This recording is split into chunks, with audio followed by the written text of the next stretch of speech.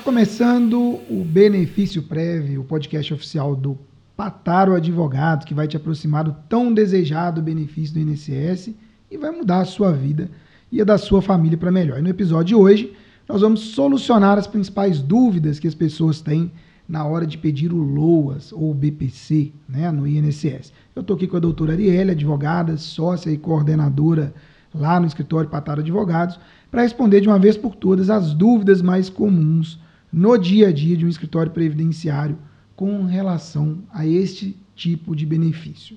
E aí, obrigado, doutora Arielle, por estar aqui. Eu vou começar com você já com a principal pergunta. Quais são os principais benefícios assistenciais que a gente tem hoje disponível para as pessoas que estão nos assistindo, nos escutando no Spotify? Hoje nós temos dois benefícios, né, assistenciais aí que são pagos pelo INSS, que é o benefício BPC para o deficiente e o benefício BPC, né, também conhecido como LOAS, para a pessoa idosa, tá?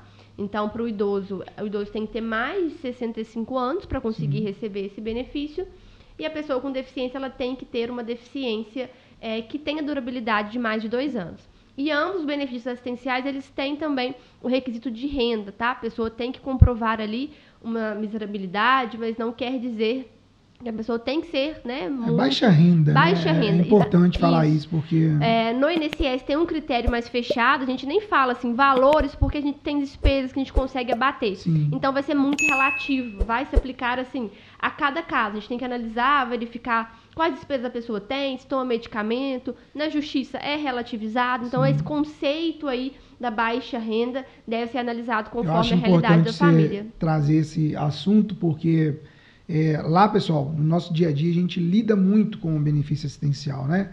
Então a gente tem concessões quase que diárias lá no escritório e a gente precisa deixar aqui bem claro que baixa renda, como a doutora Arielle bem explicou ali, é relativizado. Então se você for, por exemplo, na assistente social, e não é que é certo ou errado, mas ela vai trabalhar com a lei seca, que a gente chama, tá? Então ela vai falar requisito de 1/4 de um salário mínimo por pessoa residente naquela casa ali.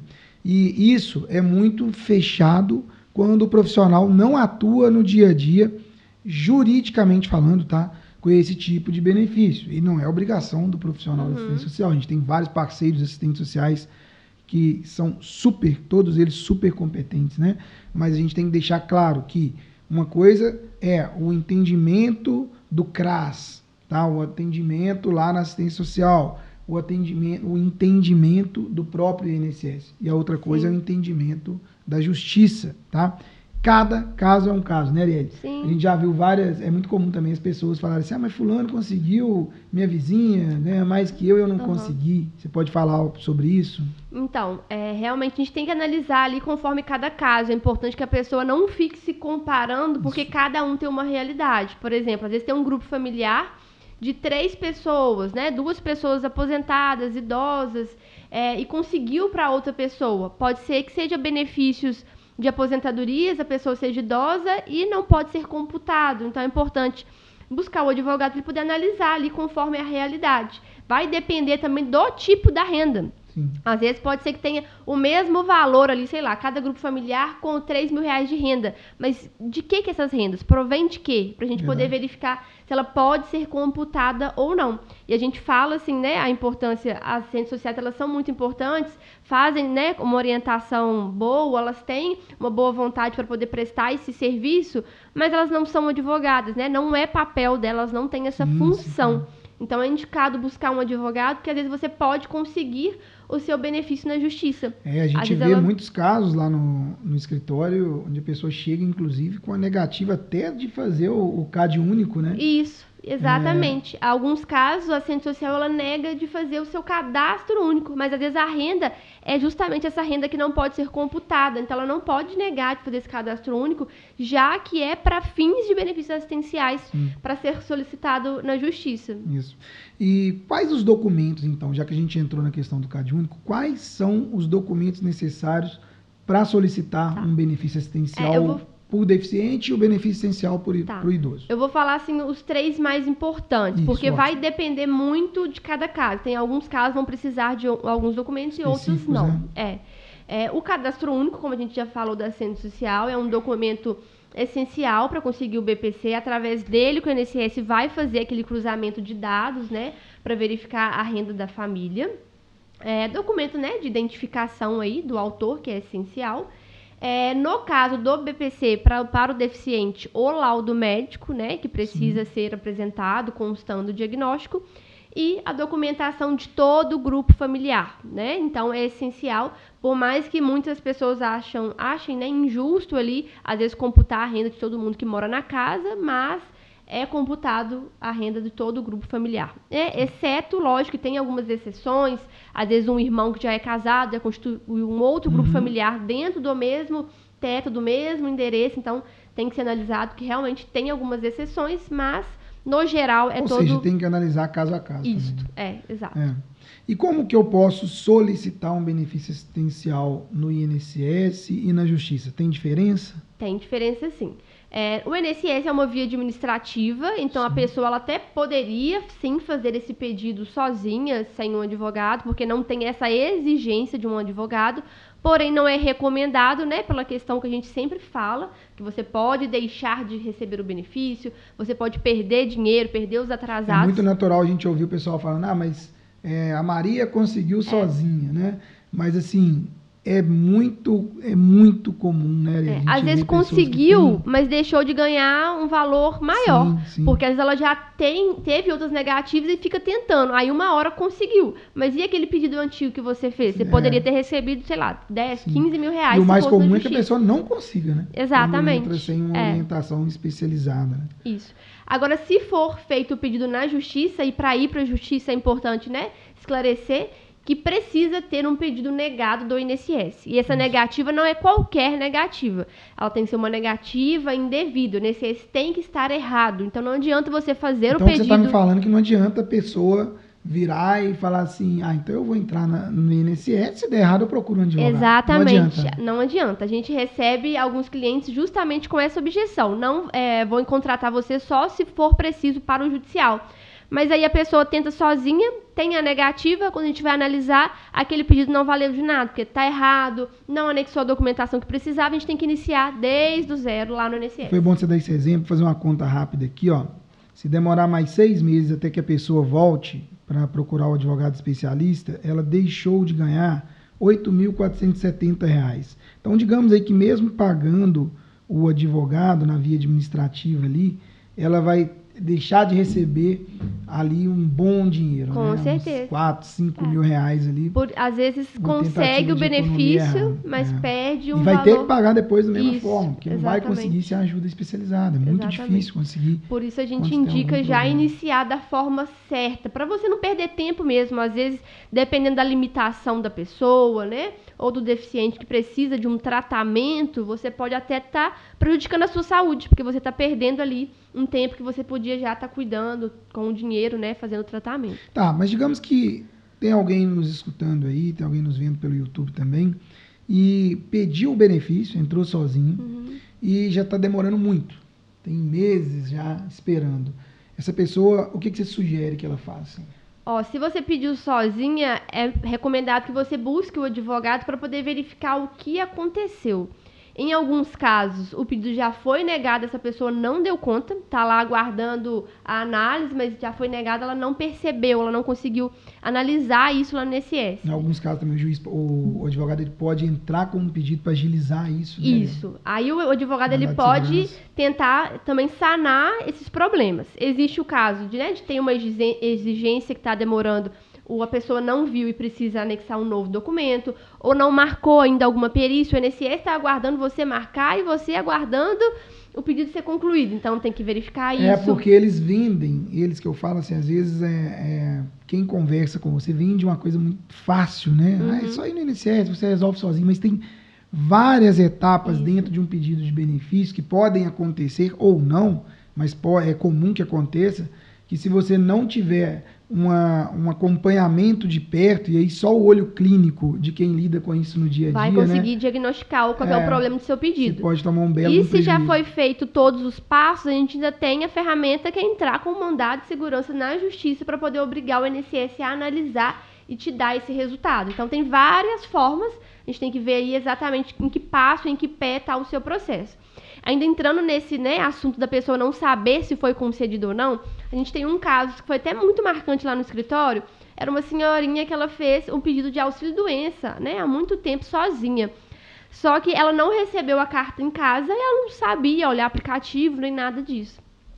O benefício dela foi concedido, mas ela não sabia, ela não soube disso.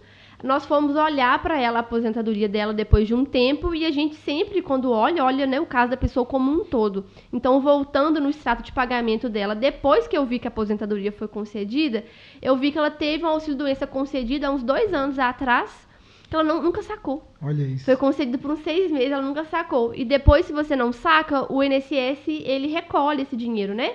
Então, você tem que fazer um novo requerimento lá no INSS, explicando o que aconteceu. Ou seja, tem uma parte burocrática. Uma parte burocrática para poder solicitar esse pagamento de novo. Então, nós fizemos esse pedido para ela. E além de entregar a aposentadoria, entregamos também um benefício concedido que nem ela sabia. Entregamos mais um valor aí para ela. Outro dia, eu recebi uma pergunta também sobre BPC, sobre benefício assistencial, de uma mãe. Falou que teve que largar o emprego para cuidar do filho que é autista, tá? Que é autista. Então ela largou o emprego para cuidar do filho autista. E isso é muito comum, né, Arielle? E ela falou que não sabia que tinha direito a receber o BPC, porque ela achou que a renda dela era alta.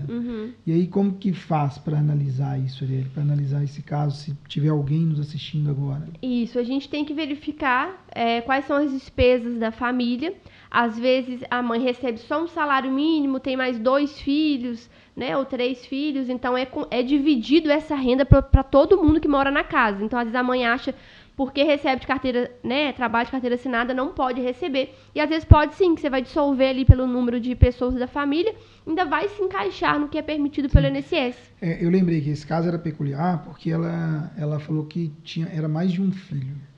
Sim. E tem algum caso no escritório que você possa falar para os nossos seguidores aí, algum caso de mais de um filho receber o benefício assistencial? Acontece muito. A gente tem vários casos no escritório. Às vezes a mãe ela tem 4 filhos, 3 são autistas. Às vezes tem 2 filhos autistas. É um caso, acho que no Espírito Santo, não Sim, tem? Nossa, a mãe ela tem 4 filhos menores e 3 deles têm autismo. E a gente consegue o benefício para todos eles, porque o benefício recebido por uma criança, ela não pode ser computada depois para poder, né, entrar nesse cálculo aí da renda familiar. Então, consegue para todos, sim.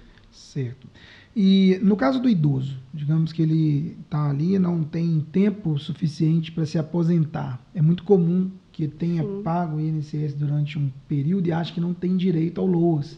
Mas mesmo assim, essa pessoa continua tendo direito desde que ela se enquadre no estado de miserabilidade socioeconômica, correto? Isso. O raciocínio da renda é o mesmo raciocínio, né, da renda para o deficiente. Tem que analisar ali qual que é a renda da casa. Entra também mesmo, né, que não seja analisado ali o quesito de doença, de deficiência, porque o único requisito é a idade mais baixa renda. Se esse idoso ele tiver algum problema de saúde, gastar com medicamento, algum tratamento, essas despesas também podem ser abatidas e a pessoa consegue também né, receber esse benefício. E a gente até aconselha quando a pessoa, né, tem, às vezes, uma condição ou falta pouco para poder conseguir os 15 anos de contribuição, continuar contribuindo como facultativo, que não vai interferir no BPC, ela vai continuar recebendo.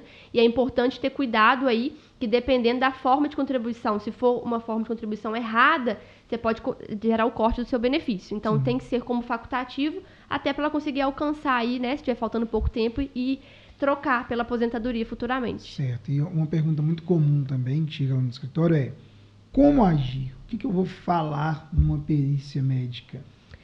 Isso é muito interessante também, a pessoa ela ficar assim, ciente do que vai ser avaliado nessa perícia médica. Acontece muito nos casos, né, do autismo principalmente, que durante o tratamento a criança ela vai tendo evoluções. Então, às vezes, a mãe ela consegue relatórios da escola, da psicóloga, da psicopedagoga, informando, às vezes, evoluções.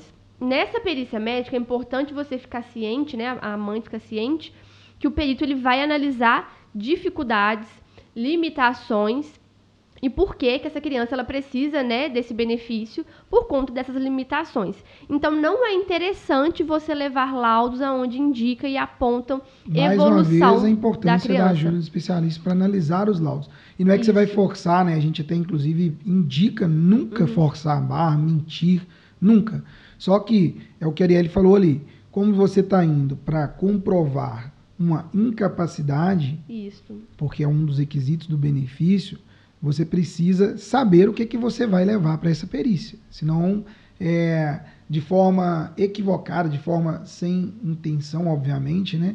Você pode estar ali simplesmente induzindo o perito que não há incapacidade, sendo que há. Simplesmente você só levou os laudos que você julgou ser bom para o seu filho, quando na verdade você está indo requerer um benefício por incapacidade. Né? É importante ficar ciente disso mesmo. O que ele quer saber, o que ele vai ser avaliado. O principal ponto é analisar incapacidade e limitações. Então é importante que você diga apenas as limitações do seu filho e a incapacidade do seu filho. Não informar, né? Que ele teve melhoras, que ele teve evoluções no tratamento. É lógico que essa é a intenção, que com o benefício seu filho consiga fazer todos os tratamentos e evolua, né? E quem sabe conseguir depois ter uma vida, né, normal, conseguir um trabalho e tudo mais. Mas a princípio a gente precisa do benefício para gerar essa evolução. Então nessa perícia a gente tem que deixar claro apenas as limitações e não as evoluções. Certo. Então, Arielle, digamos que a pessoa agora está consciente, né? Ela está ciente da necessidade de um profissional especialista, mas ela mora num local onde ela não conhece um profissional especializado nessa área. O que ela deve fazer? Como ela faz para verificar ou para contratar um escritório que às vezes não é da mesma cidade que ela, ou mesmo pela internet? Olha, isso é muito importante, a gente até indica isso para qualquer profissional que você vá contratar pela internet, não só um advogado. Mas você pode, por exemplo, no advogado, olhar no site da OAB, se aquela OAB existe, se aquele advogado realmente existe. Você pode olhar as avaliações no Google, que são coisas assim, realmente verídicas, que o profissional ele não consegue alterar, ele não consegue modificar, não consegue simular, então é uma coisa verídica, são depoimentos verídicos dos clientes. E às vezes olhar no Instagram, acompanhar o dia a dia daquele profissional, né? Verificar ali o trabalho dele através desse Instagram.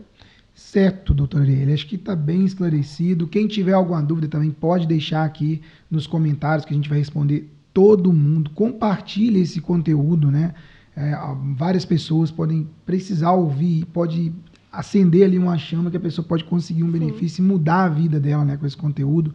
Como que eu faço para acompanhar mais conteúdos como esse? Siga o canal, siga no YouTube, ative o sininho, no Spotify também.